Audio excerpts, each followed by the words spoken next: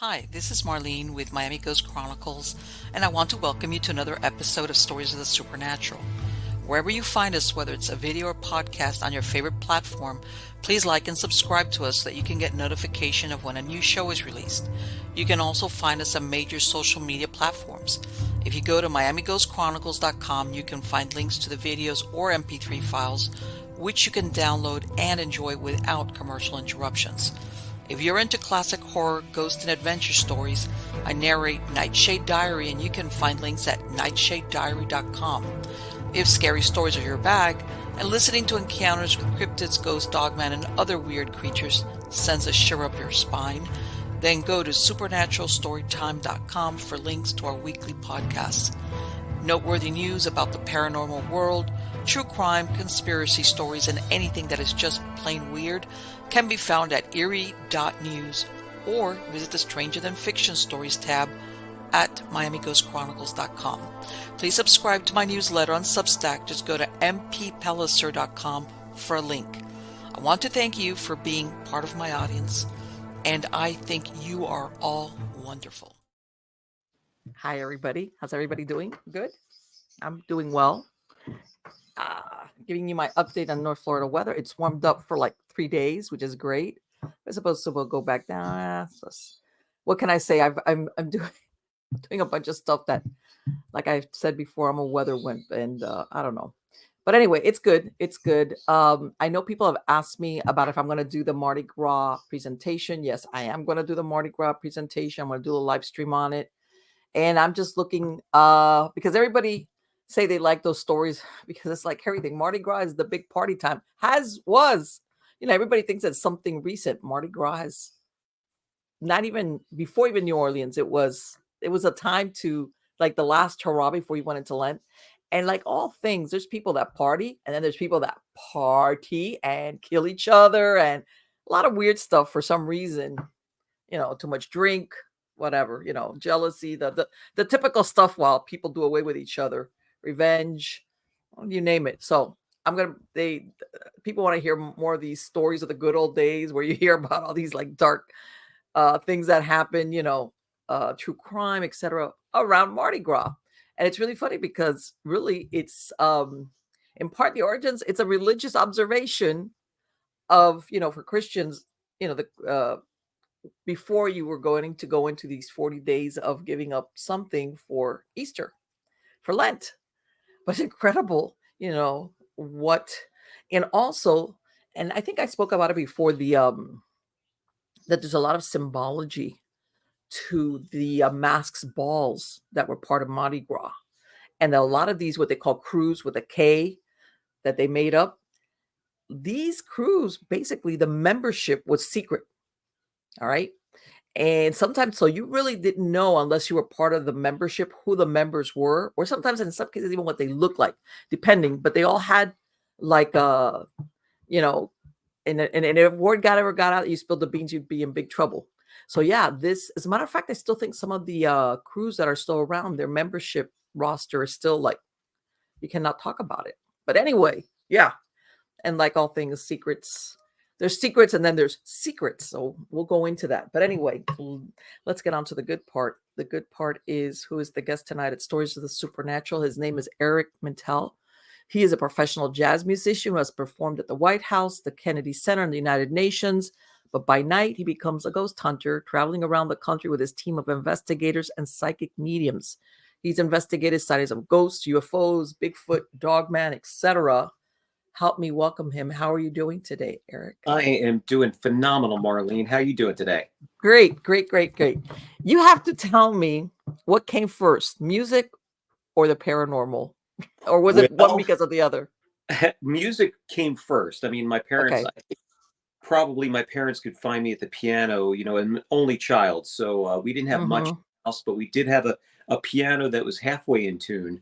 And they could always find me at the piano probably when I was 3 years old.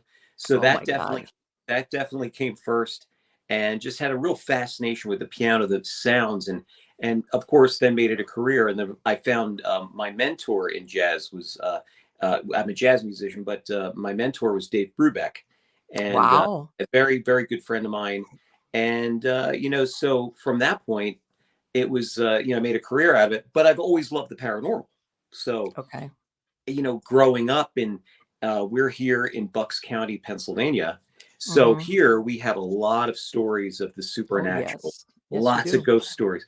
So I grew up listening to all of these incredible stories and always had a fascination. But for years, people always thought I was just the jazz guy, you know? Right. Um, yeah. So music came first, then paranormal. And then in 2016 is when I started my show, Eric Mintel Investigates. And I see. it's Okay. been It's really funny because I took piano from the age of 8 till I was 15. There's nothing like teenage years to do it. And you could tell when you just said by 3 years old, you're here. And they put me to do piano classes, like one of those things. Like I liked it, but that's what I'm talking about passion. You're 3 years old and you're, you Well, know, the thing is, I was going my piano teacher. I only took a year's worth of lessons because in when I was like 14, and hmm around that time frame, I found Dave Brubeck's music. I found like Take okay. Five, Blue Rondo a la Turk, Three to Get Ready. All of this hmm very obscure, difficult music that I'm playing at that point. And my piano teacher at the time is trying to teach me Twinkle Twinkle Little Star.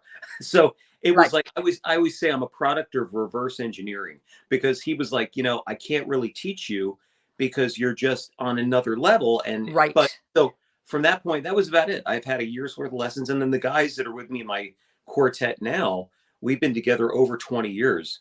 And, being out in the field and playing, it's just become this otherworldly It type was of there. It was like, it was in your head. And it's so funny because my piano teacher, which I went to once a week, she was like, if I would ask her to do anything modern, it would be like sacrilege, yeah, Bach, the exactly. Beethoven, or the fugue or the this or the that. But if I would have said, can we go like, yeah, it'd be like, ugh. But anyway, and then along came adolescent, and there goes the piano because by Yeah. that time you need a lot of. How's this? When you have to be forced to practice, it's not there, Well, whereas it's then different. it doesn't become fun, and that's the thing too. No, You have to have, unfortunately, sometimes people get bad teachers that are kind of like, it kind of sours them, on lessons and playing.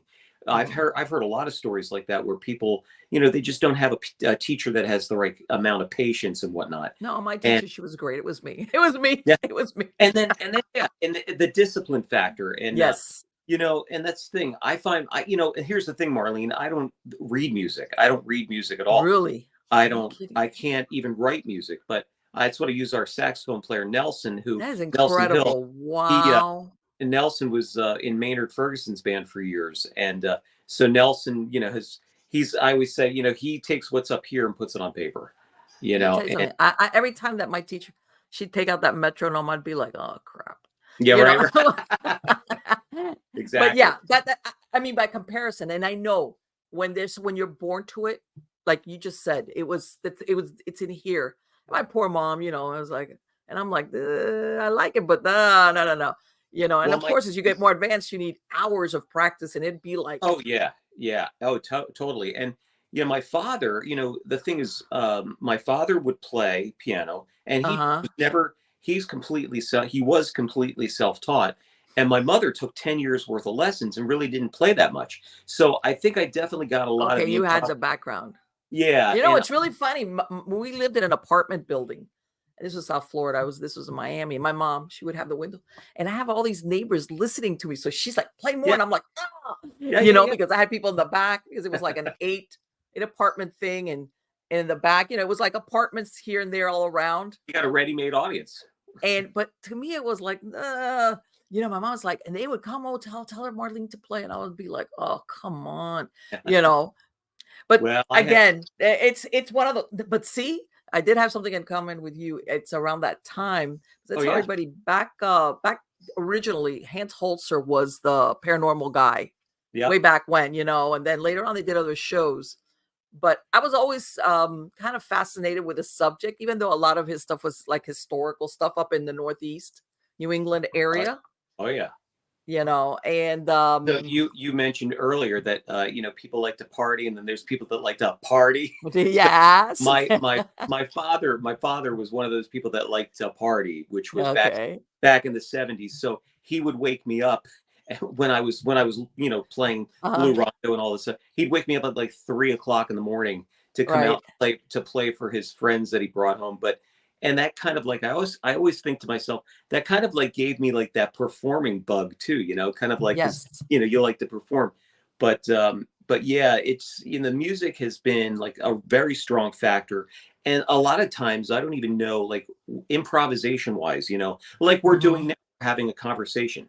Right. um, Improvisation in jazz is something that it just it happens on the spot. And Right. it's part of the listening factor. Imagine your ear, you hear Oh, stuff, and there's the senses are going at all times, yes. and it's a beautiful thing. And I would say too that it goes into the paranormal realm too, because Hmm. when we have our mediums go into some of these places, see, I don't feel what they feel. I don't have those kind of feelings where Hmm. they'll go in and pinpoint those spots that are some of the hot spots, but they could go in. But it's a similar type of feeling where you've got, wow, there's something going on here, and then Yes. all of a sudden, you know how it is. There's a story then that starts unfolding. Yes. It's Yes. amazing. And I've told everybody, because I've done paranormal investigations shoot since the 90s. And I tell everybody, and when I started doing it, there wasn't so much thing with the equipment like there is now. Like there's got Yeah. a camera for this and the FLIR and the this and the, back then it was a lot. But like you said, you trained your body. Even the person that wasn't psychic, after a while, when you do this, your body, you become like in other words, there was a lot of times either me or somebody on the team would feel something, and then if the equipment was there, it would go off. In other words, Yep. you knew something. I tell everybody, my biggest thing was I always knew, because if once you do this work a lot, and I'm not talking here residual stuff. I'm talking here, it always announces itself somehow. Hmm. When something's going to materialize, whether it whatever it is, it might not, Right. there's always like an announcement, something that you feel like, oh, this wasn't here a minute ago. This, Yeah. like your body, like the human body is a great instrument, and it's my Oh, point. it's a total conductor for sure. Yes, And yes. just to back up a little bit, when I started my investigations, Mhm. we live in this great area, and it's very, very rich in history. We've got a lot of Yes. underground railroad activity here, a Mhm. lot of houses, a lot of ghost stories. And then in 2008 here in Bucks County, we had a huge UFO flap, which Okay. also one of my so I interviewed a guest of mine for my interview show as well, Steve Allen, who was the first guy that came out with citing the Stevensville, Texas UFO. So, and Okay. that made huge news. So, I talked to him, and so around that time, we had a huge UFO flap here. And then fast forward to just last year, we were having another flap here, which we were able to get on video. But beyond that, it's like UFOs, Oh, Bigfoot, yeah. believe it or not, right here in Bucks County, there's been a lot of sightings Yes, here. Oh my yeah, God. that Pennsylvania is a hot spot, let me tell you. And a lot of people think that a lot of cryptids could be are out west. I don't think that's necessarily the No. case. I mean, you had a lot of those fires too the last couple of years out in Yes. California. I think a lot of the cryptids maybe migrated back Yeah. east, to get away from there.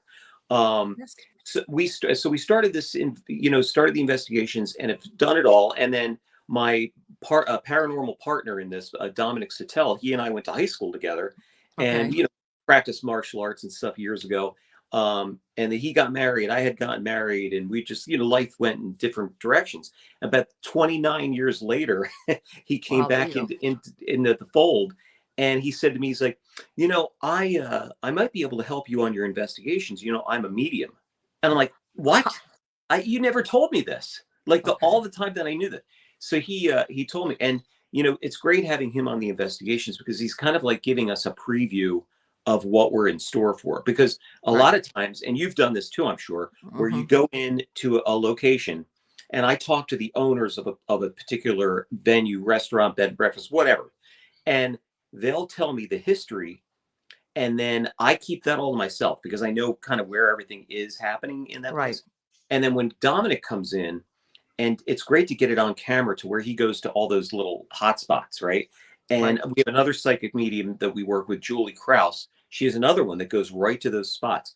And the other thing, Marlene, you mentioned all the gadgetry and stuff. We don't use that. Oh yeah, no. Oh. We don't use spirit boxes, nothing like Right. that. Personally, I'm not in favor of it. It's No, I mean they're I mean it's okay for like, entertainment value, but it's yeah, like yeah. they tend to give you a false reading on a lot of stuff because You end up paying more attention to the equipment than to observing, yeah, in my experience. and then the cameras that you're using set off those things as well. Yeah. So it's hard to, but when we're using the mediums, that's the best test right there. And EVPs, we do use those, Yeah. And then magnetometer, Yes. because that for EMF, if you get an EMF. Oh yeah, and that's a good. You know what? I understand that there's basic stuff that's okay to use, but sometimes you see like, and exactly what you say. I know that it's for entertainment purposes, but in real life, some of those things get in the way because you end up, and even then you see in these shows that basically have a tech guy running the stuff. Right. So, and it's a lot. I mean, and then it's going to pick up a CB radio or something in the air too. But one of the things that really, one of our investigations, which we're still wrapping our heads around, was our investigation of a cryptid, which I'm sure most of your listeners will be familiar with, was the Beast of Bray Road out in absolutely, Elkhorn, Wisconsin. Linda Godfrey. Linda Godfrey really brought this, prominence in the early 90s, but it's been around for like since the early mid 30s. So it was crazy when we went out there. I had seen a program called Paranormal Declassified, and they had done a segment on that with Lee Hampel on a farm in Elkhorn, where he's been getting a lot of this activity. Well, Lee, it's just that after I saw that show, I said, man, this guy seems like he's very easy to approach. Let me give him a call. So I called him that night. I found his number on the internet because it was like he had a website set up for that. And we talked for 2 hours. And he was talking about all this evidence. He was sending me pictures and all kinds of stuff that he's of the creature, videos, these weird UFO lights, and going through the trees and stuff. Yeah, it's incredible how really the cryptid UFO things have overlapped. People before thought they were totally separate. Totally. And they're not.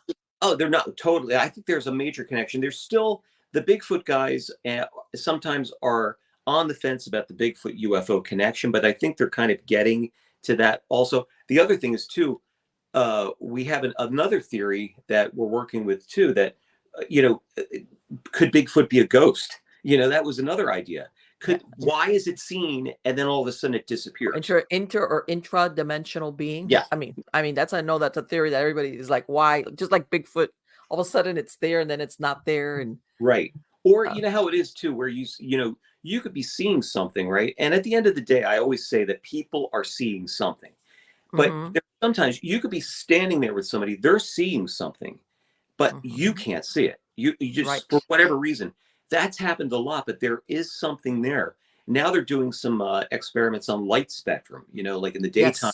You might not be able to see these orbs during the day, obviously, but during the night, there's maybe a filter or something. That's why you see a lot of things on that night vision that, that are not necessarily there in the, in the daytime, obviously. But when we were on Lee's property, Marlene, let me tell you, we got out there and we did and let me just preface this by saying I had heard of the Beast of Bray Road, and I kind of, I didn't really put too much into it. I knew that that we were going to be getting this great documentary, and I have to mention that one of our fans, Ellen Collins, actually made this video happen. That she brought us out there and paid the freight for everything for us to do this documentary, and she was in it as well. And so we get out there, and this is October of 2021. Okay. We got out to Lee's and we went in the field and we did like reconnaissance in the field. And Ellen's son, Scott, was with us, and he was our drone operator and camera operator, but he wears virtual reality glasses when he's doing the drone, right? Because they're very drones. So we're in the field going over to the area that Lee's had all this activity. And Scott says we disappeared off of his screen. Wow. In this area of the field. And then he had to take the glasses off to see. We were there. I mean, we were there. Right. But in his vision, we were gone. So there was something there that we were there. There was some kind of thing there. Could it be a Yes. portal? I don't know. You know, that was the one thing. Right. But what happened later on that night made it all the more like, wow, there is definitely something going on here. So that happened, and we had a lot of electronic disturbances happening. We had a lot of activity down in this area. So the night of the investigation, we go down there, and we thought we'd have to scrub the whole thing because it looked like it was going to rain. Okay. And we're in Lee's barn, and it's about 8:30. And Lee is showing us all these pictures. He's got thousands and thousands of pictures. So he's showing us hair samples under the microscope that under the microscope are translucent. Mm-hmm. There's no medulla. There was just all these weird pictures. So I said to Lee, Lee, can we do a night investigation in the field back there? And he said, absolutely. And that's what we were there for, because we wanted to do that. Right. So, and it's a 35-acre hayfield. So if you could picture this, it's like a big rectangle. So the hayfield's a big rectangle. And at that time, the corn was up on either sides of the field. Okay. So it's about, it's a little bit of a hike to get out there. So we got on these ATVs, on the motorcycles, and went out to the area. And so we get out to this area, and we're there no sooner than 5 minutes. Dominic looks up and goes, "What the hell is that?" And here we looked up, and it was a solid orb of light. But we also looked up, and we also noticed that over the field that we were in, it was completely clear, whereas before it looked like it was really cloudy. And you could see it. You could see it. All of what I'm going to tell you is in this video. But we looked up there, and here we see the solid orb of light just going over the field, and you could see other planes around. You could see other planes around. And all of a sudden, we're still trying to look to see what the hell this is. And it does a little 45-degree angle and disappears. It blinks right out. What? That was one. That was the first thing. We had a trifecta of paranormal activity that night. Then the second thing we had happen was we heard these howls. So there was my God. in the distance, very long in the distance. And then we're looking at each other. Second howl was closer. And these were not coyote howls. This was something else. The third howl, and I'm sure you've heard it too, it was like to me, it sounded like a man screaming in this field that we were in. It was this low, guttural scream, growl, yell combination. So we hear this, and we're like, oh, SH, So we're like, hey, maybe we should listen from inside the car. Yeah, right. So we're like, wow, so right there, when I heard that changed my whole perspective on what is out there. And then because it said to me, my God, this thing is here. So we could not believe it. And we got it on video. And the weird thing is, not weird thing, but the thing is, we had little lavalier, tiny microphones on, right? It was that loud that it picked it up on this lavalier had picked it up. Wow. That's pretty good. That's pretty loud. It was close too. It was close. And Ellen thinks that it was coming in on us. But we're standing there like, and look, we're standing there like we have no protection. We had like a flashlight. Yeah, that's what I'm thinking. I'm like, okay, we have a flashlight and a radio, and that's it. Nothing else. Yeah. So anyway, that was the second thing. Then the third thing was the weirdest thing was this weird mist that came up from the field that we were in. So this mist was another thing that we called an electronic fog. Because it was messing with our electronics. It was you could hear our mics kind of cutting in and out. And then the fourth thing that happened after we got out of there, this is like within a half hour, we're out of there. Okay. We got it. People are like, why didn't you guys stay? We didn't have any protection. And I wasn't going to stick around because what made me say, let's get out of here is Scott. We said, Scott, shine the light over to that corn area where we heard the howl coming from. Now, the Beast of Bray Road is supposed to be a 6 to 7 foot tall dogman, werewolf-like creature, right? So we shine the light over there and we look, and about 7 feet up in the corn, we see eyes going like this. You know what? This is like the beginning of a great horror flick. What you're describing, I imagine you must have been like, you know what? This is real life, but yeah. That's what I just said to the guys. Those hunters meet the Beast of Bray Road. Yeah, right. I said, look, man, our safety is more important than any investigation here. So let's get the hell out of here. And that's what we did. We went back. Lee couldn't believe we were back so quick. And but man, we got back, and then the weird thing was the entire town of Elkhorn lost power that night. It Wow. was so, it was just a weird weekend. And then Dominic said, I looked at my hotel room floor and I had a stick that I brought back. Right. And Dominic's like, you brought it back with you, didn't you? But man, it was just so weird. That, I mean, just that is one story. Let Then, me yeah, let me crazy. tell you something. That's incredible that and I smiled because people don't realize that there are times like that that right from the moment you're there, stuff starts happening. Yeah. I say that, I always say that I think Dominic is like the magnet with these things, because a lot of times within 15 minutes, something's going to happen. And Okay. it's nothing that we're even looking for, and like I have to say too, I go into a lot of these things skeptically, whereas I Yeah, always, like in the ghost situation, I'm like, well, what's really going on here? Are people hearing pipes in the basement heating up, or are they hearing like exactly. animals on the roof or something, or they're hearing people outside that's sounding like a disembodied voice? What so I try to keep it, in I try to keep all channels open that way, and but having said that, and then having caught what we caught on camera, I'm really becoming a believer in there's a really thin veil from here to there, and and people are seeing something. That's the whole thing. You know what? And this is the thing, and my audience has heard it before. A few years ago, I interviewed this gentleman. He's already passed away. He had been running the Alabama Bigfoot Society since the 1970s.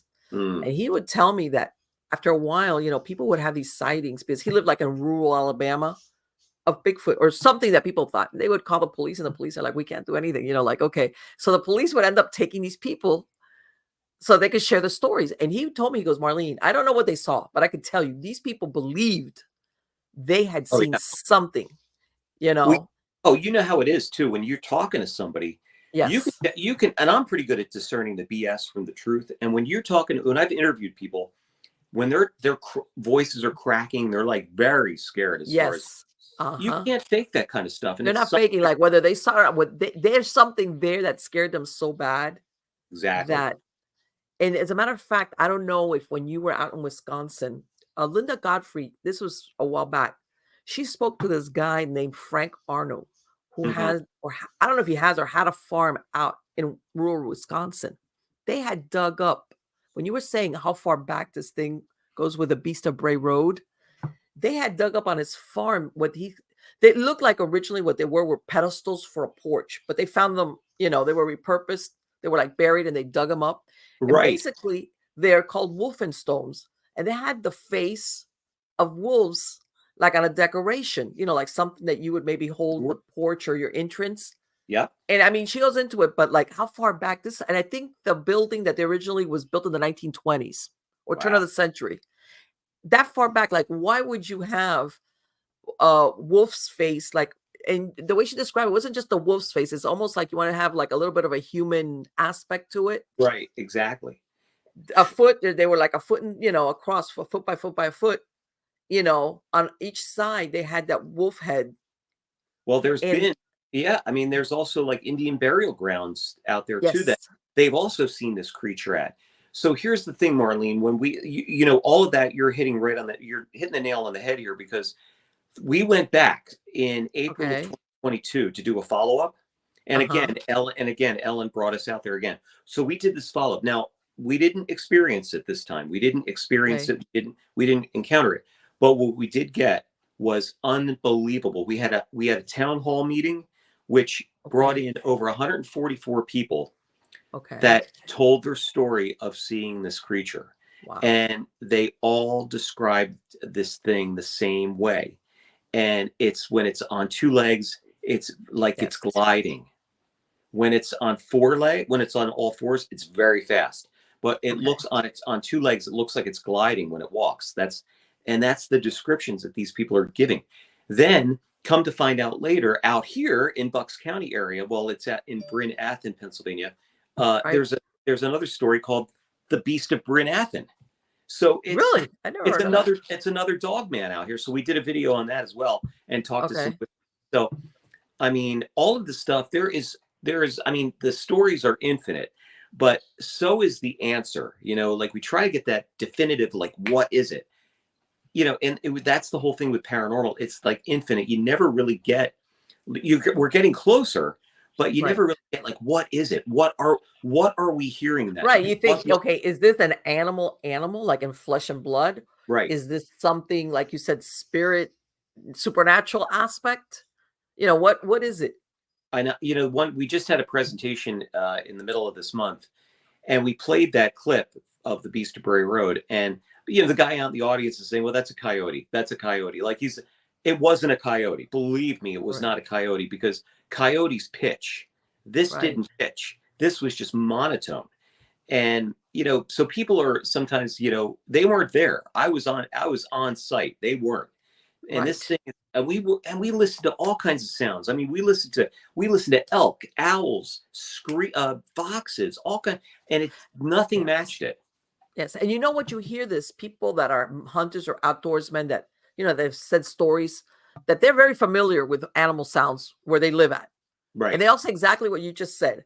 I know this was not a coyote or whatever. Okay. Yep.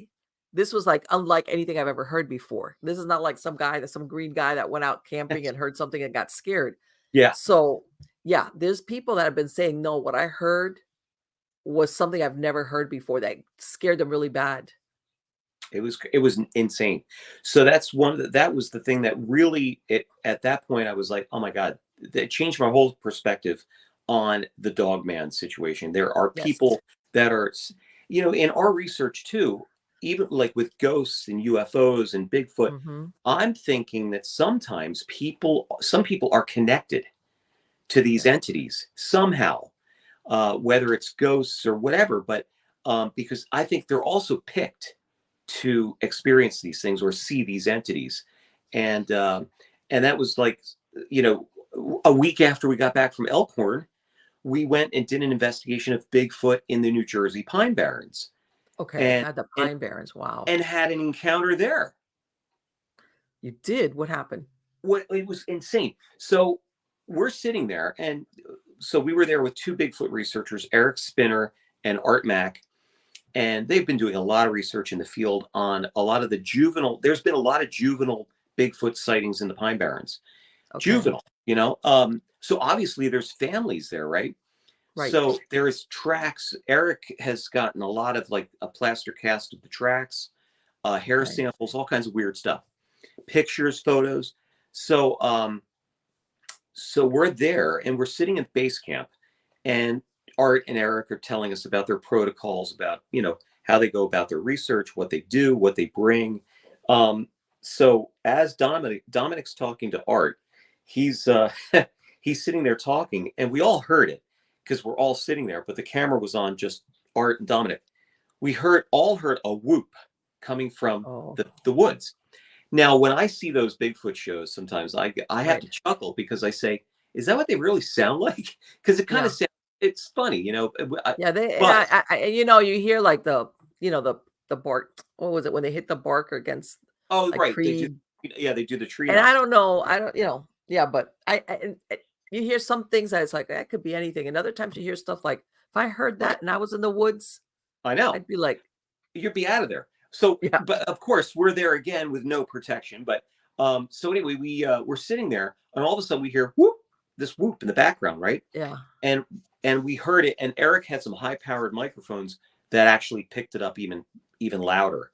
So with that, why I'm saying we had this encounter is because Eric's wife, Heather, she goes and answers it back. She goes whoop like that, and it comes back, and they're going and having a conversation back and forth like that. So as this thing is whooping back, it sounded like it was going further away. Then suddenly we heard all of this big rustling sound behind us. Now keep in mind, it's pitch black. We don't even know what's going on behind us. So we hear this rustling sound, and then we didn't hear it anymore. But that was amazing, and we got it all on tape. All of this stuff that I'm telling you is on 2 videos. Let me tell you something. This is the thing about Bigfoot. You hear stories, and I think that they go through this, I don't know, this season where they get very territorial. Migratory. or like either whether I don't know if you want it's the mating season or something. And usually the people that have the scarier encounters that they get stuff thrown at them and stones, Right. it's almost like you want to say like they're something's going on that they want you out of there. Absolutely. I totally agree. Yeah. I totally agree. It's And like that get your stuff and get out of here. and I'm that's not yeah, and that's how I felt in Elkhorn. That's what it okay. was. It was telling us, look, this is my territory. Get out of Yes. here. And that was it. I said I wasn't going to mess with that. We're out of there. Pay it some. Well, Pay it. to No. some animals, I tell everybody, you might not have any idea, but let me tell you something. In the animal kingdom of the mating season, all Right. animals, I tell everybody, I have exotic birds. I know my exotic birds are going to be mating and having babies. When I Yeah. try to put my hand in there and they try to bite the out of my finger, Yeah. and they're birds. But Yeah. my point is that in the animal kingdom, that mating, having offspring, animals become ferocious, Yeah. for lack of a better word. And Yeah. For you know sure. what? Because I don't practice, I'm not a hypnotherapist anymore, but for many years, and even before that, since I had my center, I had people sending me emails of weird stuff. You'd be surprised some of the stories that people would call me, and I had people even calling me because they had seen stuff Hmm. and they would be calling me as a hypnotist because let me tell you something, it really did a number on their head. Oh, I bet. They I couldn't bet. sleep. Yeah. This is where people had actually seen stuff. Where their reality shifted. They were not the person they were before the event. Right. Exactly. And like when you can't unsee something. Oh, sure. Oh, yeah. Definitely. And they We're was we're like, we're dealing. some of the We're stories I heard from people, and mostly they were referrals, and some of them were over the phone. I had, most of my clients, they came in person, but some people I spoke to over the phone because basically a lot of these people, they were people that were not anxious. How's that? Were going through anxiety months, yeah. because Yeah. of what they had seen, that this broke their what's the okay, where we all operate within this Yeah. paradigm of Oh, what we sure. think is possible. Yeah.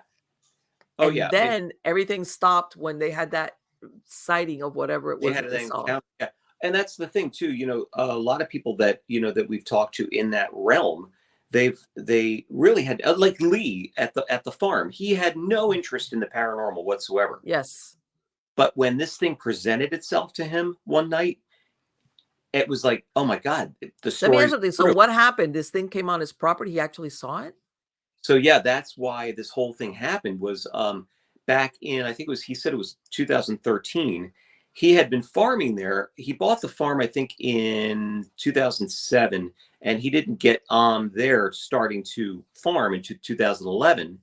And then Okay. in 2013, some neighbors told him, "Oh yeah, by the way, Lee, that's where the creature lives back there."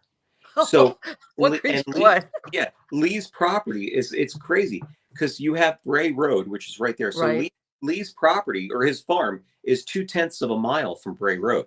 Wow. So when we did this investigation too, we had Scott do the drone above Bray Road, and Okay. it's clear as a bell. There was a huge cutout in the corn going from Lee's property all the way over across Bray Road and boom, all across into the other part of the corn. And it was Oh, big. I mean, it was big. It was not like it was bigger than a deer would go in there. Let's put it that. right. It was big. So, and there was no kinds of vehicles or anything that would drive in there. So, yeah, so Let me tell you. so he saw it that one night, and he said it had this glowing red eyes that he was pulling out of his property, and this thing's just staring at him, glowing red eyes, and it jumped 50 feet and disappeared like that. And he And must have been like, oh crap. he freaked out. He freaked out. I mean, he called his brother Fred. They went back the next day and looked at the Uh-huh. tracks. They found a 7-pad track. There's nothing that has 7 pads. 5 No. toes, 7 pad, or I'm sorry, 5 pad, 7 toe track. It was insane. Let me tell you, life must have never been the same again for them. No, Because and I mean, then of course, a lot of the TV shows wanted to talk to him and stuff like that. He's been doing yes. stuff there, but he's still getting activity. I mean, I want to get back out there again and do some kind of another because he's getting a lot of those screams and the growls happening again. So there is definitely something there, but we just don't know what it is. Yes. And you know what? It's really funny because every time you say the cornfields, I think of Jeepers Creepers, and it's like, oh my Oh, God, right, you right. know. Yeah, But yeah. it's but and it makes you wonder, what is it?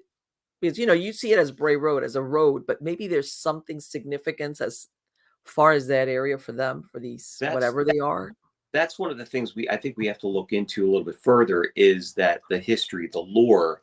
And Yes. I always say that there is a little bit of truth to the folklore all the time, Yes, of course. Of and course.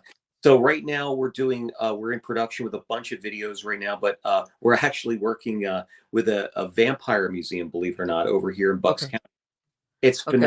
phenomenal. It's called the Vampa Museum, and they Okay. have I mean, incredible. He's got over 750 vampire killing sets Wow. from the They, not too long ago they had one up for auction. I don't know yeah. if you saw it. I wasn't Oh, Sotheby's, but it was apparently like the turn of the centuries. yeah, People, this was after Bram Stoker's Dracula. right. There were And people that yeah, had that oh, their definitely. kit. Yeah, definitely. And that's the thing with this museum too. There's a real great delineation from Bram Stoker's Dracula to what vampires really are. And it's all about, demonic Oh oppression, yes. demonic possession. So he has, and Ed Crimmy is the curator, a Mm-hmm. great guy, and we've been having a lot of fun doing a lot of the Yeah. investigations. But I'll tell you what, man, we just did an a couple of weeks ago, a couple of Mondays ago, the 8th of January. Mm-hmm. We did an investigation, and it's part of the series that we're doing. We all collectively heard this weird growl in the barn, and I caught it on tape. I could not. Oh, So something is in there, and Julie and Dominic were there at that night too. but So this is the barn. Where's it, this barn this located is at? this is at the Vampa Museum. At the okay, and It's maybe I didn't realize that the property has a barn. Okay, I understand yeah, now. it's a big property, beautiful antiques. I mean these are very like 17th, 18th century antiques, beautiful, Okay. beautiful stuff. But has a barn where he's got a lot of the items that people could look at. Oh, and you heard a But growl in there? oh Oh. God, it was the weirdest thing, man. And we were both, all of us were like, okay, let's get out of here. But we're going back because Monday we're going to do some more footage because we want it. Because Dominic tells me that night, which I didn't realize this, he had heard the same growl in the museum. So we're going back to the Oh. museum and figuring out where he heard it, and then we're going to try to see if we can get it on video. So so this is what Let happens me with, ask you. you know, I'm gonna want to interrupt you real quick because I'm writing an article. Just so happens that writing an article on this right now. That in certain parts of Pennsylvania, the Dutch people that they believed in the hexes and curses, and they yeah. took this very seriously. Oh, totally, totally. It was like that you could have a witch, could be a neighbor or anybody, but these people, the belief was like, it was like that the horseshoe and all these traditions Yeah. were it wasn't like, oh, you're so superstitious. Everybody believed in this and they took it very seriously. Well, you see those Pennsylvania Dutch symbols, right? Sometimes on houses, and Yes. they're things to ward off evil spirits. That's Uh-huh. the whole thing. So yeah, I always say there's why I love the paranormal so much is there's just it's fascinating me. It's just Yes. fascinating, but it's also people have no clue sometimes what's in their own backyard, right? No. They don't like there could be a venue right that they've been passing by for years that has this great history that nobody Yes. knows about. And that's kind of what we're doing. We're telling Yes. those stories, and it's just been a lot of fun doing Oh that. yeah, of And then, course. and then we do events for some of these places too, and they're packed to the rafters because people Yes. have come out, and it's been really, really cool that way. You And know what? This is the thing and I'm glad a lot of, everybody has, the so-called famous haunted places, the hospital, the asylums, the prisons. Don't get me wrong. A lot of them because of what took place within those walls, pretty right, sure. But you'd be surprised. A lot of, and especially if it was an older place where not everything was documented like it is now, people could, bury a body in the backyard. How's that, for lack of a better word? it's crazy. Skullduggery, where Yeah, you could have a real heavy duty haunting going in, like what you just said. Some run of the mill place that you never thought twice. exactly. anything was going on there, and it does have And it something does. going Oh on yeah. there. One of the first videos we did was a place called the Wedgwood Inn in New Hope, Pennsylvania. Okay. And here, Carl and Nadine, the owners, they're Uh-huh. great people. They're great people. They bought it in 1982. In 1999, he was wondering. He was putting an addition on the residence, and he's wondering, why is my foundation crumbling in right here? So Oh he God, you're goes in and serious. looks, and here there was a tunnel, a 17-foot underground railroad tunnel under the house Oh my God. that they Wow. had been walking on for, which blew me away. Yeah. They were walking on for 17 years and never knew it was there. It was crazy. So they've made it now part of the attraction of the house. But it was there, complete with an escape hatch and a secret stairway to go down into it. Yes. Yes. So we talked about that, and then they had some ghosts that have been seen there as well. Let me But tell you. stories like that happen all the time. Oh yeah, let me tell you, people don't realize around the time of Prohibition, with all the bootlegging, Yeah, oh those yeah. tunnels were used for a lot of stuff. Well, You know. we live right down the road from where Washington crossed the Delaware. So, Okay. you have a lot of the Delaware was where the escaped slaves would go to go Yes. north. Uh-huh. So there's a lot of stories about that. My father was one of the reasons why I got into paranormal so much was my father would tell me all these stories that he had heard coming up. And he was into all the paranormal stuff, and he had a Uh-huh. little bit of that sixth sense too, where he could Right. see, he could foresee. He kept saying one year, this is back in the early 70s or maybe mid 70s, we were in a house and he had kept having this dream that he saw the road in front of the house was all white. It was just white. And he Okay. kept having this dream. So, well, one night, at 3 o'clock in the morning, we get a knock on the front door. Here it's a truck driver that has an overturned truck that just spilled milk on the road Oh, for a see, house. that's incredible. I love those stories. I Yeah. love those stories. And he had Because all contrary to what everybody thinks, it doesn't have to be something like horrible, but right. there's that. Yeah, no, How it would was your just dad of all things believe, where'd you could come up with that? how would he know that? Right. And then I lost him last 2 years ago, but he would tell this other story, and Uh-huh. even on his deathbed, I said, Dad, did this happen? So back in, I guess it was maybe the mid 70s, he had come home one night, and he came home late. It was the 70s. Let's face it. It Right. was like Uh-huh. but he came home, but he swears he was stone sober this night, and he had a habit of cooking a steak on the grill, Uh-huh. right on this little hibachi we had. So we had a house that we were renting at the time, where we're right here, and it's called River Road, and then right about maybe about quarter of a mile is the river, is Delaware River. So again, Washington crossing the Delaware River. So we have a clean view of the river. Okay.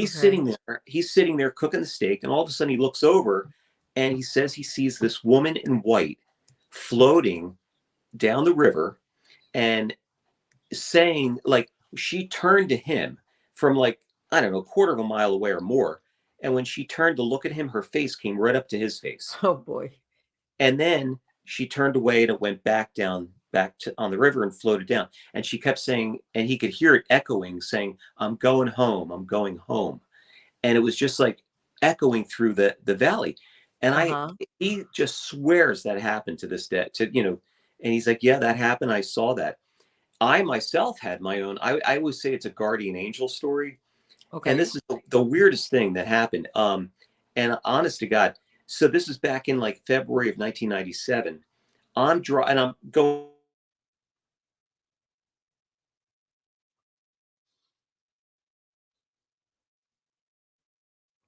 It's dark, and Okay.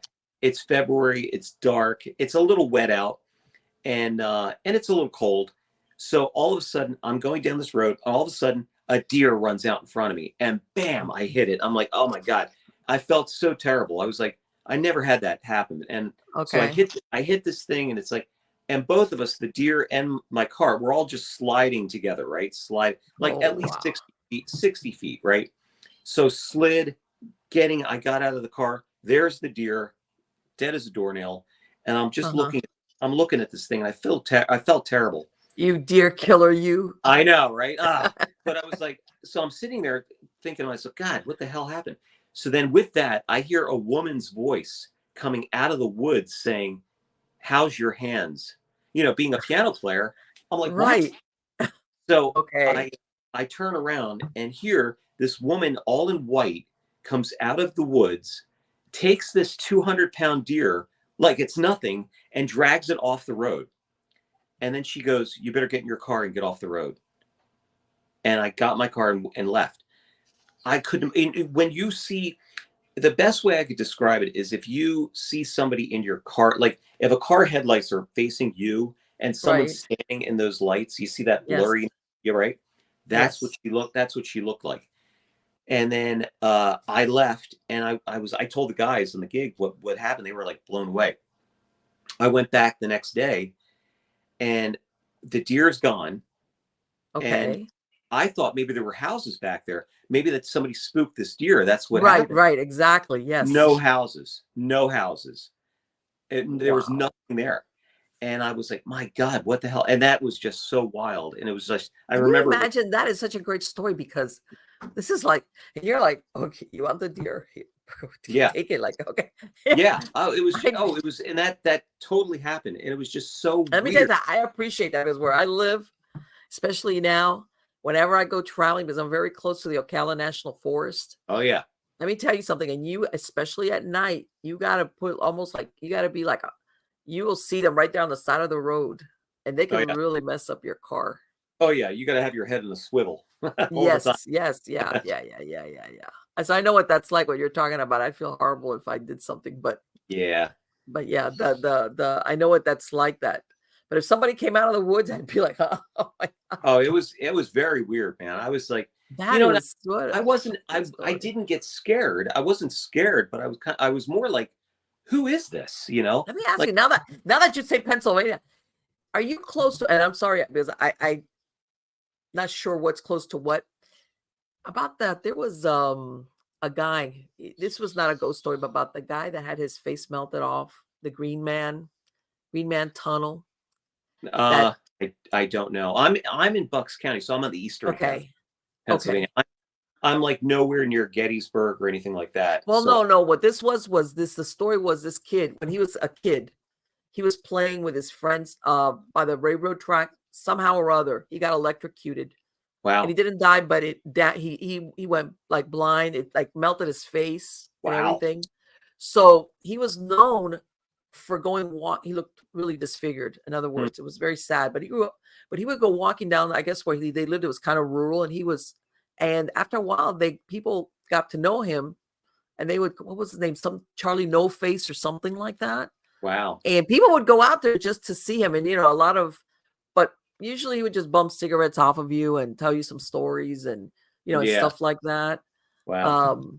But yeah, there's a lot of history like that.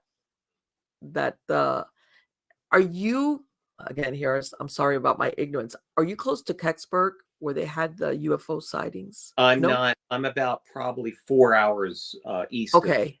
Kecksburg, but no, yeah, I know. Well, I know Stan Gordon, who did the all. Yes, as I was about Yeah. to ask you, I still Oh, understand. And yes. he was saying that he was saying that they had done like I guess since he's tracked it, that there was like an area about 300-mile radius where there was uptick of UFOs, uptick of cryptid sightings. Yeah. Oh, yeah. In 1973, it was a lot of Bigfoot UFO sightings. Oh, for sure. Um, Yes. and that's still happening, apparently. I mean, he's got Right. reports all the time that stuff's going on out there. Yes. We Yes. were out, we went out to Dominic and I Dominic always laughs about this. I dragged him out to Newcastle, Pennsylvania to investigate the haunted Hillview Manor out there. It's Mm-hmm. 85. It was, it used to be a poor farm where people would, it was sad where people would drop off their children that they didn't want Yeah. anymore. Yeah. People with, Widows, anybody that couldn't yeah. make And for it was themselves. like Yeah. 85,000 square feet. So this place is That's huge. huge. And we went in there and it was just insane. And that's out near, Pittsburgh What's the area. name of it again? It's haunted Hillview Manor. Hillview. I gotta look that up. Hillview. I haven't. And I don't it's a remember hearing video. about We did a video for them too. It's on our YouTube channel. But yeah, okay. it's like, oh my God. So that place was off the charts. I mean, it was just, Did it ever become an asylum? Because that's what happened to a oh lot of yeah. these poorhouses. It Oh did, yeah. right? It They turned it was. into an asylum. Okay. Yep, for sure. And it was, and some of the stories were really, really sad there, but we Yes. captured some really weird stuff on that investigation. Oh, I So bet. Oh, those yeah, places is like, and we, so that's the thing. We even want to go out to Kecksburg to talk with Stan, get on site, try to do an episode out there. yes, But yeah, we've got, it just the stories are plenty. Let me tell you, there's so many yes, things going on, and now you've got the Las Vegas aliens that happened a couple of months back in July. yes, Then you've got yes. the aliens at the Miami airport or at Oh the my God, that's another one that I tell everybody. I was called some people up, and I tell everybody I'm torn because nowadays people could do wonderful things with videos. But then another oh, part of me is okay. I know that if a bunch of police are not going to respond to nothing, because the right, first one on scene would have raised the dispatcher and said, Tell everybody to go back. There's nothing yeah. out here," or with some kids messing around or whatever. It You looks like know. they had over 200 police cars there. It was crazy. Yeah, and I'm like, "What?" That was City of Miami PD who went out there. Yeah. So, I'm thinking to myself, something, I don't know what it is, but something happened out there. Something happened, and we haven't really got. And of course, then of course you get the videos of what was in the mall, and there's a lot of CGI stuff there. So then it becomes like, what's really going on? Then it Exactly. ruins it for everybody. Sure. And You then know, it's like, was it made up? Or, how can I say, it gets too, it's embroidered, they add too much to it, and right? nobody believes it, but there is some truth to it, and that's the part that you miss out on, that maybe it was a little bit exaggerated because you know how when people Yes, retell stuff, yeah, no, but that totally, there was some truth maybe at some point or maybe initially to what was yep, seen. yeah, exactly, exactly, And then everybody just writes it off as like, oh no, they're messing around, or that was made up, or they yeah, video photoshopped it, or who knows.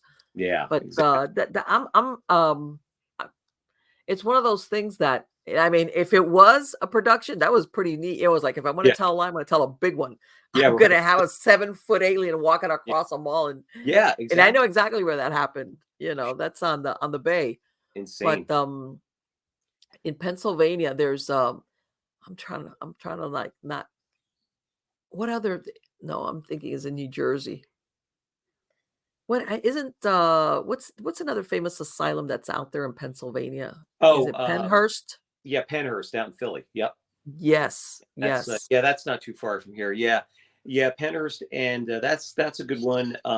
They're changing that into a. I guess they're making that into some other thing now. I think they're still going to keep it like the attractions, but they're going to do something else. That's what I heard anyway. But yeah, I mean, there's so many stories out here. It's Oh, incredible. yes. All right, But some of them. yeah, And it's really funny. The other day when you told me that story about this gentleman, that the foundation that he finds this tunnel. yeah, The other day I'm doing some research and this was in North Dakota. There's a guy. He by the way, he lives by himself. He's a recluse. He's known as being a miser, but he was doing well enough that he got a lot of money. And his neighbors, they were saying, well, every once in a while he would go out, you know, riding his horse at night screaming. But okay, so back then, you were eccentric. But one day he gets in his head that all the women in town are out to marry him. Okay. Bottom line, he must have really that they put him away. They took him, I can't remember in the what's the name of, I think it was in Jamestown or something. There's usually was a uh, big asylum, state asylum. yeah, yeah. Away he goes. As a matter of fact, he lived there like 6 or 8 years and he died. Wow. Fast forward, his farmhouse gets sold. They're excavating. Guess what they find under the floorboard? 6 skeletons. And nobody, and this is the thing, they realized under the, like 3 years after he died, I guess it was finally sold. They brought some floorboards, and later on they realized he had loosened the foundations and he stuck them in there. And the thing is, nobody knows who they are.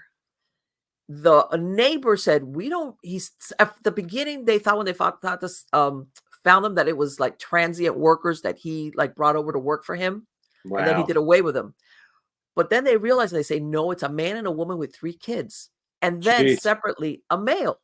They're asking all the neighbors, and they're like, no, there was never any family there, even a house. Who are these people?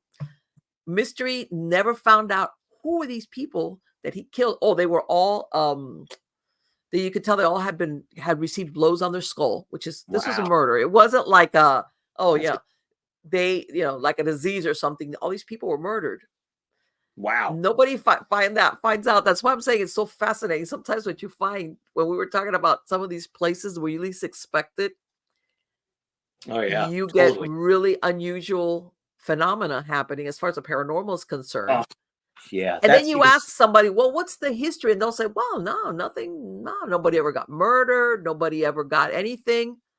But they've got some phenomena going on. And it's that you get stuff like that. You get a tunnel or dead bodies under oh the yeah, yeah, floorboards, right. Yeah, it's you that's know? yeah. And So how that's are we doing those are on to time? me are the best investigations, though, to be honest How are with we you. doing on time? We are good. As we can go whenever you want. You want to Okay, keep going? I'm good. I'm good. I actually probably have to go because we're about an hour right now. Yes, yes. But let me ask you, so what's your next project then right now? Are you going to be doing any cryptid stuff Oh or any yeah, location that you're going to? yeah. We're going to be doing a follow up with the Bigfoot in the Pine Barrens, Okay. in New Jersey Mhm. Pine Barrens, and then um, we're working on this Vampa Museum. We're making into a series, which is Okay. I just booked a haunted winery, so Okay. that's going to be good. Then I've got a haunted inn and jazz club up in Connecticut that we're working on. So I'm Okay. going to be doing that in May, and then on top of that, I'm gigging with my quartet. It's crazy. So it's Wow. all good. Let me But ask you something. As a I wanted. musician, have you ever thought you channeled? Because I hear a lot of musicians sometimes say at certain moments they channel performances or Oh yeah, music. it's funny you say that. I always think that I sometimes I channel Dave Brubeck, you know, Really? and Okay. yeah, because Okay. there's some things, and I'm like, wow, I've never played that before, but there Okay. it Yeah, is. exactly.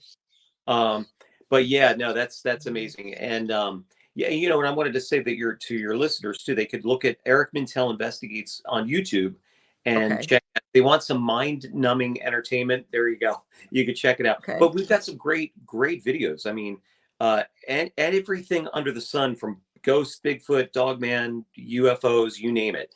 Um, Right. and just some of the stuff that we've encountered is just mind-blowing.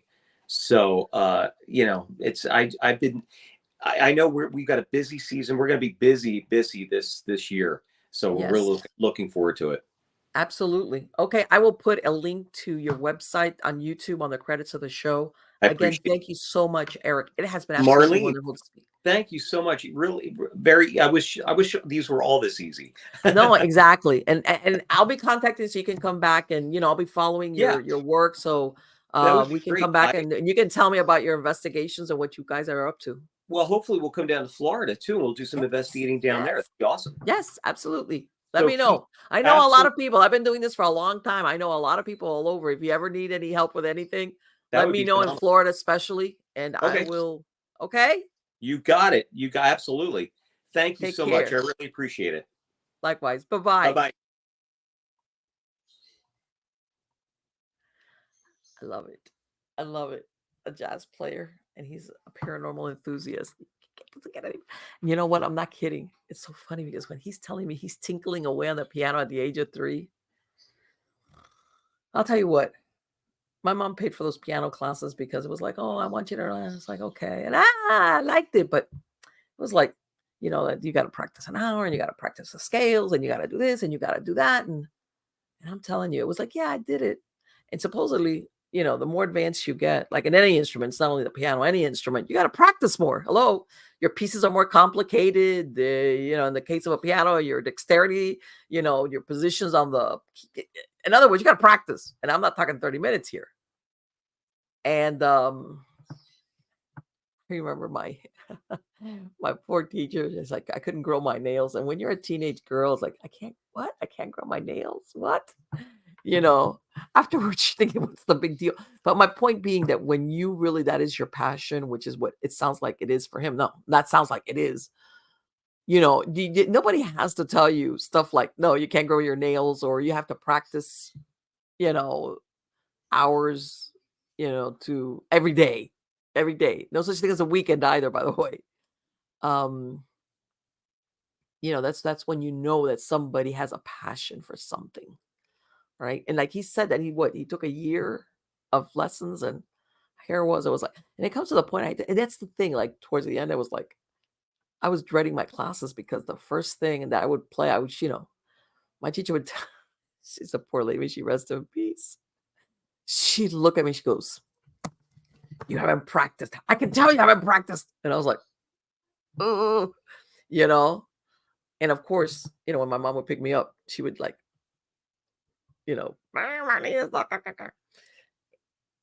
it's like when you're not, when it's not your thing, it is not your thing. It is not your thing. It's like nobody can make it your thing. And your mama is like, it's not my. What's really funny though, the piano. My mom got that piano when I started piano classes when I was 8 years old.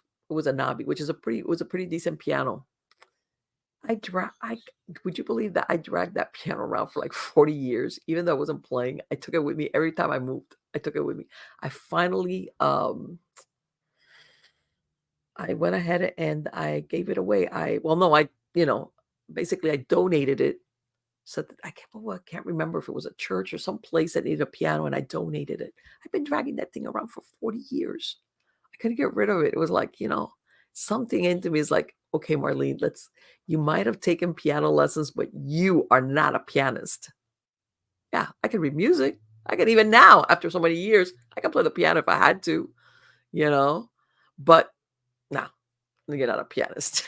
But it's incredible though, that yes, you can have those also. I understand that what he talks about the paranormal and investigating and having all these experiences, because that is how, again, that you're willing to go out there. Because I'm not doing it that often anymore because I do a lot of consulting behind the scenes. I just don't talk about it because a lot of the consulting that I get from groups or people across the country are like, "Please, Marlene, you're not going to talk about this, right?" And it's like, as a matter of fact, that's why I get a lot of calls. Sometimes talking about sensitive stuff, whether it's depends on what it is. It could be the family or the situation, or even other people that they've got in the group, or I get a lot of calls also about when they have when whoever's there, if they know how to recognize that there's just something really dark. I've done research for some people. I'll do real good research, or something dark, or in some cases when they need somebody to speak Spanish to them, I'll do that. I'll help with that. But anyway, yeah, but a lot of the stuff I don't talk about it because I don't talk about it, especially when you're told, please keep this to yourself. And you know what? A lot of these investigations, they, contrary to what you see, like in the shows, especially if the family's been enduring it for some time, it can wreak havoc in a family, or within a family or person or the couple or whatever. It can, to the point where a lot of things happen where people like want to keep that confidential, obviously. But that, like and I've said it before, when I was participating more actively in investigations, that I would do my pre-interview with people. Yeah, I would hear a lot of things. You could tell these people, like, I would tell them, please tell me the truth. I'm not going to say anything. I just want to help you. You asked me to come out here to help you.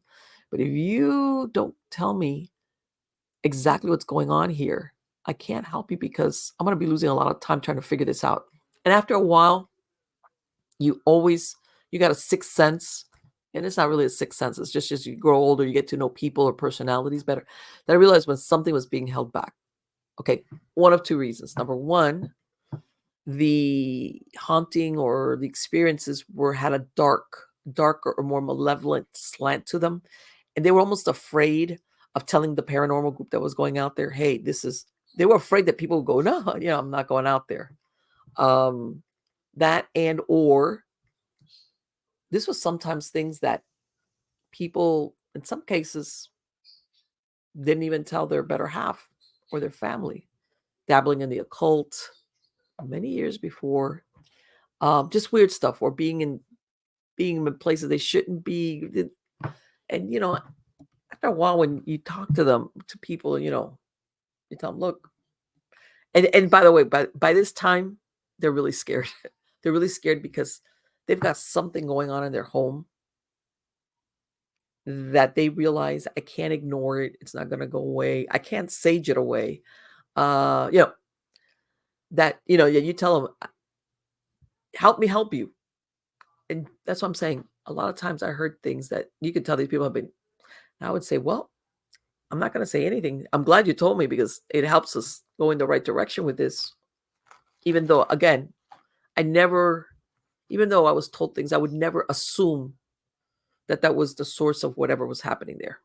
I'm not saying that the person was lying, but I never said, oh, that definitely. I always left the door open as to what else. And, but I told them, I'm not going to say anything, but at some point, you might need to tell your wife, husband, whatever, this, it's up to you, but you might need to come clean with them about this. People were you'd be surprised what secrets people keep from their partners, their spouses, even their rest of their family, their kid. You'd be surprised some of the stuff they keep.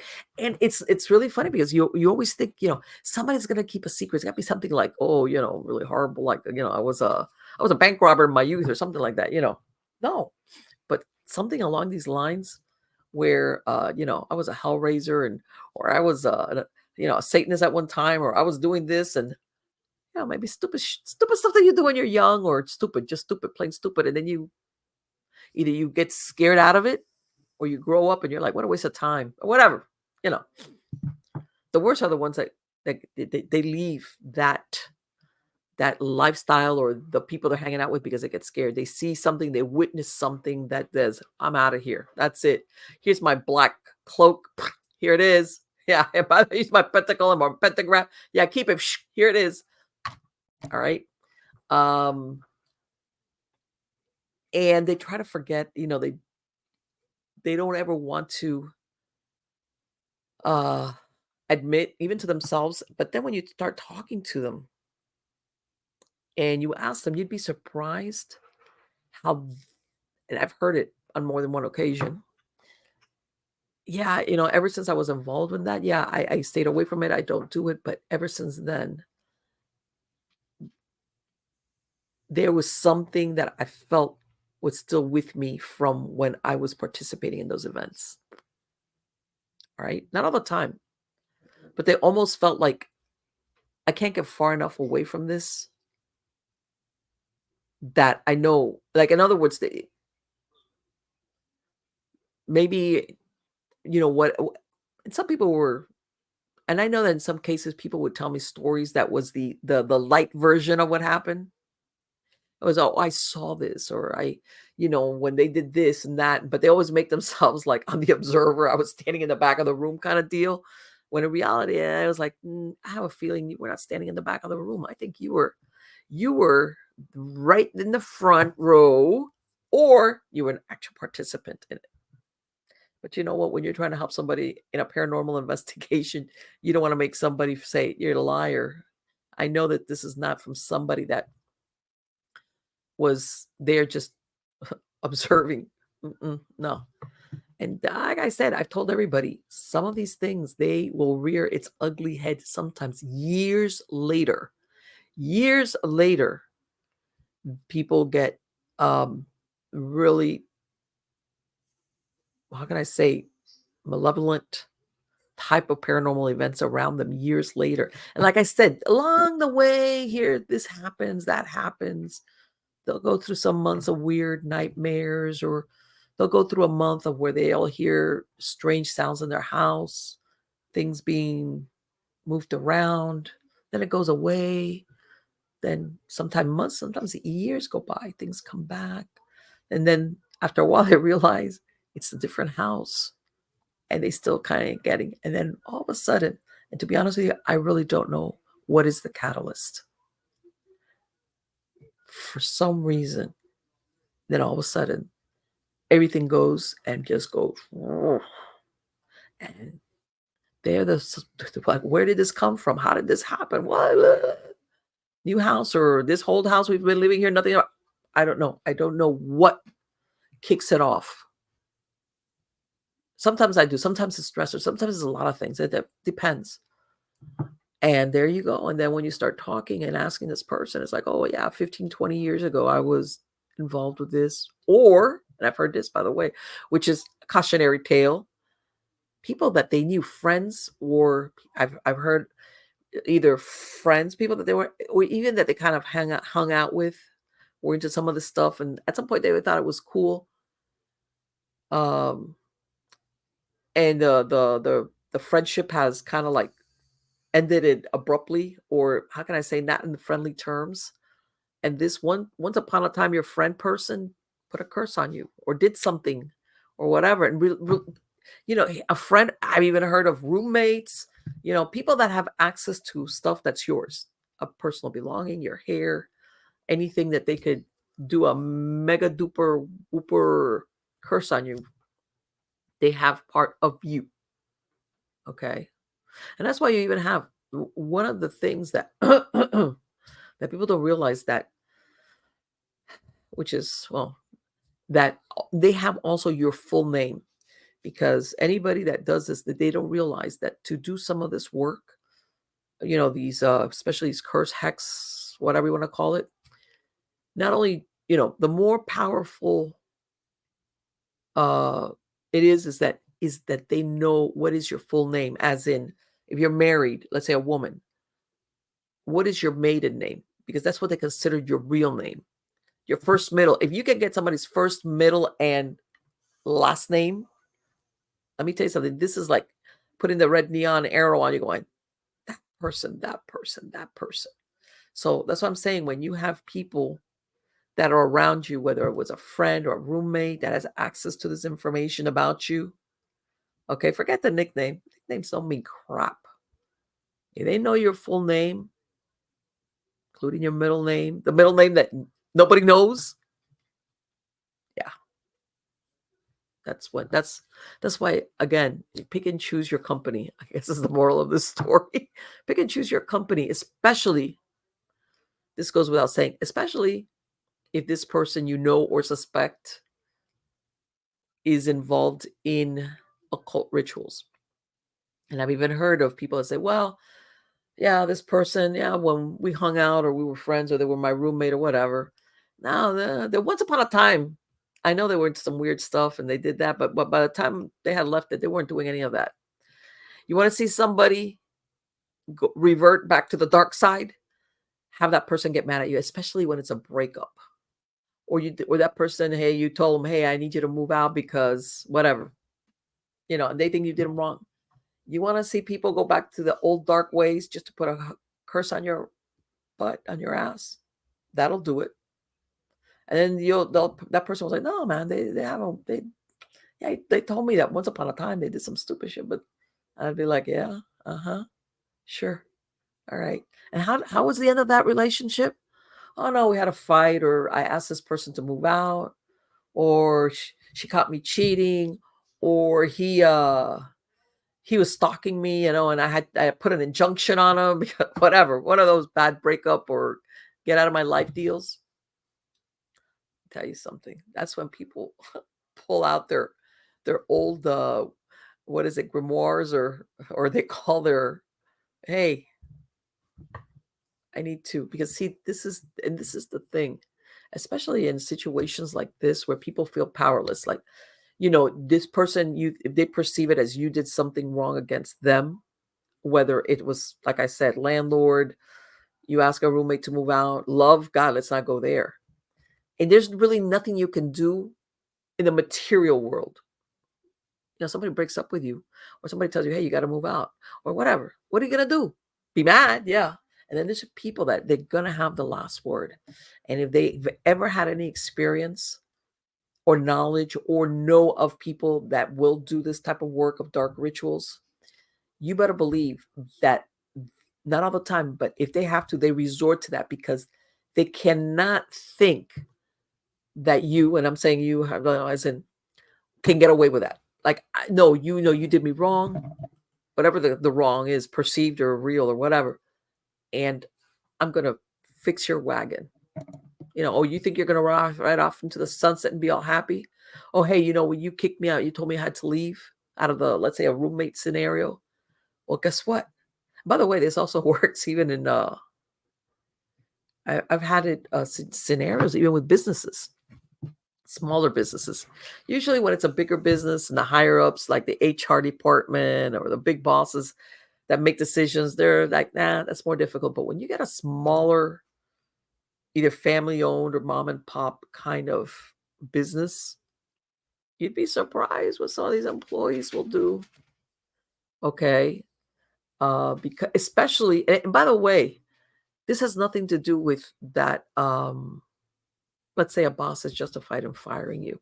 Like you brought it on yourself. Like, maybe you weren't doing good work, you wouldn't show up. There's people, I'm not saying everybody, but there's some people that in their head, they never see, like, I brought this on myself. If I was my boss, I'd have fired me too. They never get there. They always see themselves as the victim. I was wronged and I'm going to, and I've had, investigations where it's a haunted business location. And again, when you start doing the research and you start talking to people, and I mean, people, I said either one, they have found some type of, what do you want to call it? Fetishes or ritual objects hidden. They've found them, like, when you have the drop ceiling in some businesses, they have found stuff, drop ceilings, or they have found them in buckets in the closet behind the room where the storage place where nobody goes. They find stuff there, and some they have already found it. Or, hey, you guys, shh, be quiet. Or, you will start asking them about certain things, and then they start looking because they never really like. And then we ask them, well, when did this start happening? All this. Did you have any problems with anybody? But because, by the way, after a while, that's one of the things you develop when you're an investigator. Around that time, because you're always trying to find what is the point of origin of this? What is the catalyst? What set this off? Oh no, I had this guy I had to fire. Yeah, what happened? Anything else about this person? Well, he's kind of a weird guy. Whatever. Sometimes it's nothing. It's just a weird employee that's disgruntled because they got fired. Hello, nobody likes to get fired. But you'd be surprised sometimes when people start talking, I'd be like, and what did you see? What were they wearing? What was and I would tell them, you know what? Do you have any places, storage closets, areas that normally you don't go, that somebody wanted to hide something, they could hide it there? And you see people like, they stop and you can tell they're like, eh. They'd be like, what? Well, okay, put that. Not all the time, but you'd be surprised the calls we would get back, like, oh my God, do you know what I found? I found this. I found this in the closet. I found this in a shelf. I found this behind the whatever, the place that, that where I keep my office supplies. Yeah. I go, really? Yeah, all right. And for those people, there is such, how I'm sure everybody's heard of beginner's luck. There's people that, I'm going to go with a disgruntled employee scenario, but this could work with anybody's disgruntled with you, that they really don't know what they're doing. They really don't have anybody that's in that, but they're kind of dark little souls. So they run off and they get a book. And they look through it, or they look, well, nowadays, forget the book part. You could go on the internet and they look up, they type in the right search, and somebody tells them, hey, this is what you do to get your boss or to get the company or whatever. You'd be surprised how many people that don't know what they're doing actually do stuff that produces results. Okay, let's say, again, let's go to that scenario with the business. It's like, oh, besides weird stuff going on, and all of a sudden my business took a nosedive, or machinery's gets broke. Like, in other words, stuff breaks up. I'm saying, you can't get paranoid, but they themselves, especially if they've been running the business for a while, you kind of know the ebb and flow of your business, and okay, I know certain machinery, it's either going to get maintenance or it's going to break down or I got to replace it. You get it. You get a rhythm. You don't want it to happen, but you understand stuff breaks down. But they themselves will tell you, no, man, everything breaks down. All my machinery or whatever it is that I use breaks down. I've had these mishaps, pipes break. And it's not in and of itself isolated, these scenarios, but they'll tell me, it's like, okay, it's like I can't catch a break. Stuff keeps happening. And my money is being used up fixing all of a sudden out of the blue repairs, that I'm experiencing. All right. And let's face it, if you work for somebody and you really want to get them, the way to get them is to basically harm your money flow. If it's not to keep customers away, it's to eat up your money with stupid stuff. And like I said, you'd be surprised. People that are inexperienced will just read something and they're very focused and they do something and voila, there you have. And sometimes you even will get those that will open a portal, and then that's where, like I said, it's not just a run of bad luck, it's that you have actual paranormal phenomena. And I'm going to say this again. Usually when you have somebody that has done, I don't know if you want to call it a curse, a hex, whatever, spell, whatever, I don't care what you want to call it, and it's on the dark side, goes without, you might not, the person that did this might not have done any invocation for a dark spirit or anything, but it's like you're going to get one with you. You're going to get it. They might never have intended that, but once somebody does that type of work, that's why sometimes you'll have the phenomena, whether it's a poltergeist kind of stuff, just weird. It's just not the thing. It's like people will say, man, the all of a sudden I have like a dark feeling, or the cold spots. They'll hear things. They'll even sometimes see shadow people, and they'll be like, where? And it's like part and parcel. Like somebody did that whatever, maybe they left something there, and part of the phenomena is spiritual turbulence, negative spiritual turbulence. And then that's why you have these people that call you and go, I don't understand what's happening. And my logic has been fighting with me for the last 6 or 8 months, but I know something's up. Help. Help. Yeah. Yes. By this, I don't mean to say, because I don't want, there's people that think that when certain things go wrong, it's like somebody did some bad luck or something. No, sometimes things go wrong, and sometimes things go wrong. It's like, okay, like when you're having a bad day, bad hair day, the engine light on your and your vehicle turns on, it's like something else. It's like, wow, I get to work late, what I'm saying is sometimes we go through these little periods of things go wrong and they straighten themselves out. When you have people that are doing something for months, it's like, okay, forget it. The odds on this is not normal. All right. And like I said, why people, like, I don't talk about those things, because most of the time people are, contrary to what people see in all these shows, most people that really, really, really got something serious going on, they don't want to talk about it. I mean, they don't want to talk about it as in anybody know about it. Okay, can you imagine also if you were running a business where it's got out that you either, I'm not going to say Ghostbusters, because it's not really ghost busting. In a way, it's paranormal investigators are visiting you because you think that something's going on and you're just not exactly sure what it is. Yeah, because this is the thing, if you're a millionaire and let's say you hire a feng shui artist to design the entrance to your new business building, everybody's like, oh, that's so avant-garde. You want the right energy to flow in and out.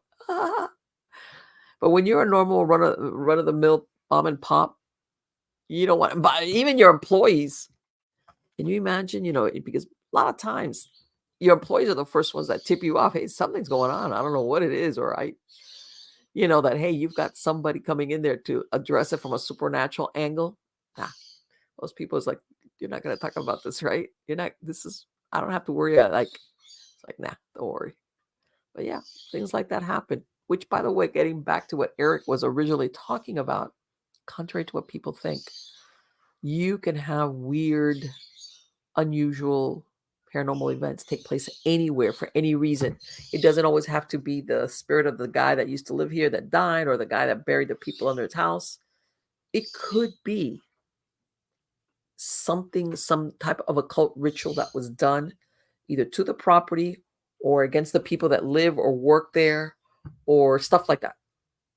Okay, that can also be the source. All right, that you'll have, people will do research and they'll be like, man, no, or is that new property, or no, there's nothing about the land, nothing about the property, nothing about the family. We can't figure out what it is, but something's going on. Sometimes it's you get somebody that, for lack of a better word, trying to curse them or hex them or whatever you want to call it. Anyway, guys, I hope you liked the show with Eric. I'm going to put, again, the link to his YouTube channel on the credits of the show. Check it out. He sounds like he's got great programs going on. He's got a lot of interesting stuff.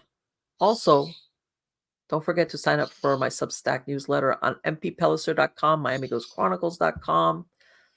My Substack articles, I get, like older shows, podcast articles that I'm writing. Like I said, right now, I'm writing one on, which I think is really fascinating, how the Pennsylvania Dutch, how they have the powwows. It was this tradition of, like, it was healing. They used it for healing, like a folklore type of healing, but at the same time, they really believed, like seriously believed about hexes and curses and, like that if somebody did something against you, that they would call them a witch. Like, this is not like, oh, that the weird guy that believes in that. This was a very strong belief in that community. So much so that it was like, if anybody got a whiff of it, it was like, oh, and everybody, and how can I say it? And it was almost like that could catch. So everybody, if the word got out, something is going on with so-and-so, it'd be like, what? So yeah, I'm doing that now. I'm writing that article. So anyway, guys, again, I have a lot of interesting guests lined up. And pretty soon I'm going to be, as a matter of fact, bringing in people for season 16. You guys got to be quiet. And then pretty soon, because I've got a lot of interesting people coming on. A lot. I've got some great guests coming on. You're going to really like it. So come back. Again, thank you for spending this time with me. You are all wonderful. Till next time, take care.